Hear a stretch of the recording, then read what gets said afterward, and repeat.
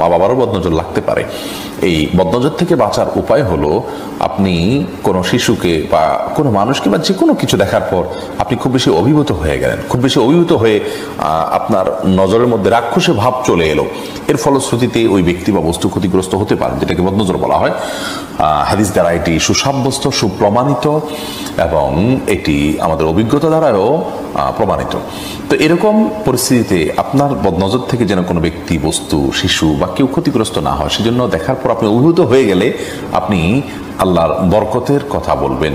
এবং হাদিসে যেটা বলা হয়েছে সেটার বিবরণ হলো এরকম যে ওটা দেখার পর আপনি যদি বলেন তাবারাকাল্লাহ, আল্লাহ বরকতময়, অর্থাৎ কল্যাণ দেওয়ার ক্ষমতা সব পুরোপূর্ণ আল্লাহ তাআলার, অর্থাৎ এই কল্যাণকে আল্লাহ দিকে সম্বন্ধ করে দিলেন।